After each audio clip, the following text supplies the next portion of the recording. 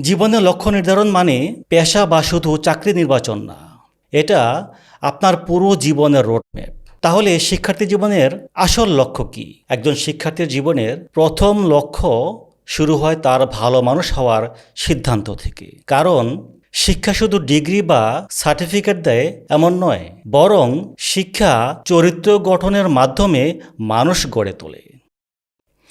আপনি বড় হয়ে কি হতে চান? ডাক্তার, ইঞ্জিনিয়ার নাকি শিক্ষক? এই প্রশ্নটা আমরা ছোটবেলা থেকেই শুনে আসছি।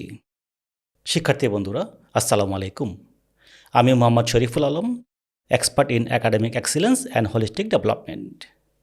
আজকে ভিডিওতে আমরা দেখতে ও বুঝতে চেষ্টা করব শিক্ষার্থী জীবনের আসল লক্ষ্য কী। লক্ষ্যই মূলত একজন মানুষের জীবনের নৈতিক কম্পাস। এই কম্পাস নিয়ন্ত্রণ করে ব্যক্তির কর্মধারাকে, নির্ধারণ করে জীবনের গতিপথ। লক্ষ্য যদি হয় শুধু চাকরি, তাহলে চাকরি পর্যন্তই জীবনের গল্প শেষ। কারণ লক্ষ্য শুধু কি হব তা নয়, লক্ষ্য হলো আমি কেমন মানুষ হব। জীবনের লক্ষ্য নির্ধারণ মানে পেশা বা শুধু চাকরি নির্বাচন না, এটা আপনার পুরো জীবনের রোডম্যাপ। তাহলে শিক্ষার্থী জীবনের আসল লক্ষ্য কী? একজন শিক্ষার্থীর জীবনের প্রথম লক্ষ্য শুরু হয় তার ভালো মানুষ হওয়ার সিদ্ধান্ত থেকে।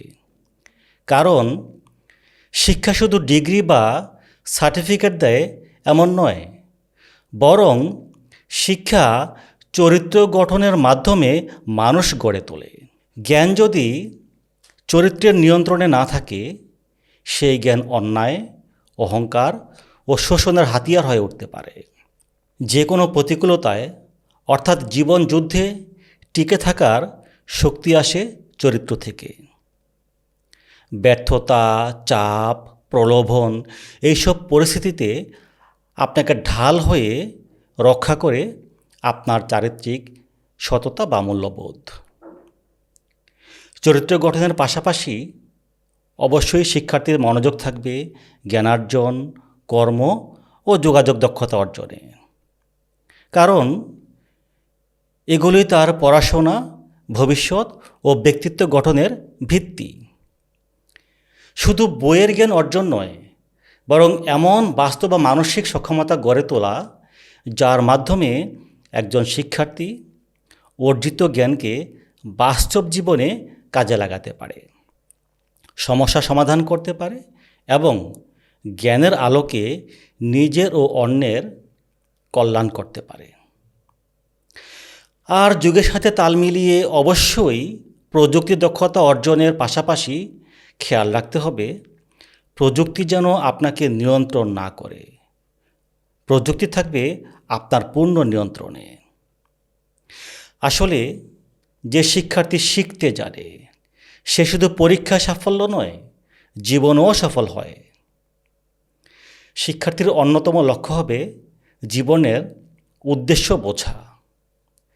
নিজের পড়াশোনা, সময় ও সামর্থ্যকে শুধু ব্যক্তিগত সাফল্যের জন্য নয়, বরং অর্থবহ, দায়িত্বশীল ও কল্যাণমুখী জীবনের দিকে পরিচালিত করা।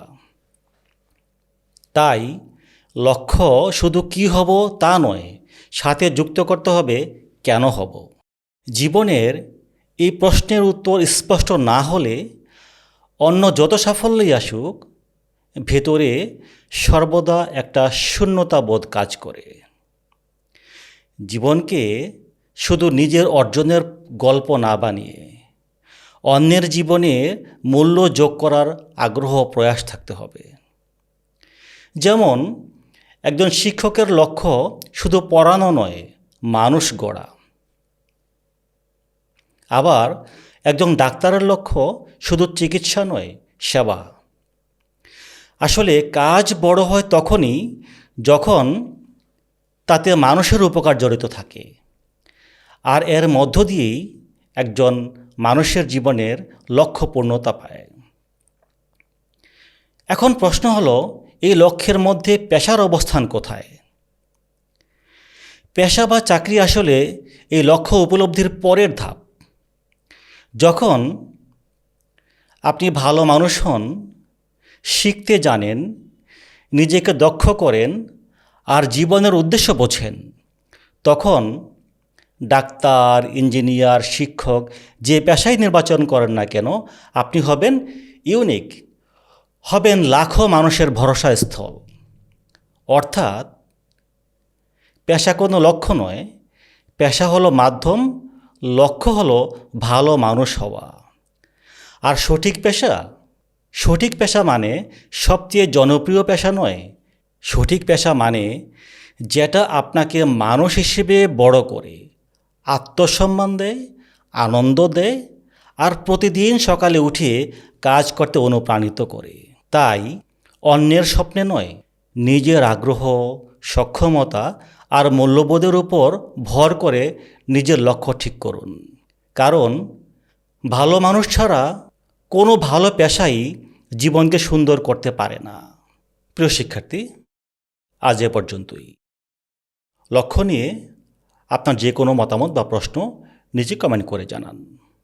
নিয়মিত মেডিটেশন করুন, ইতিবাচক থাকুন, এগিয়ে থাকুন ক্লাসে, এগিয়ে থাকুন জীবনে। আসসালামু আলাইকুম।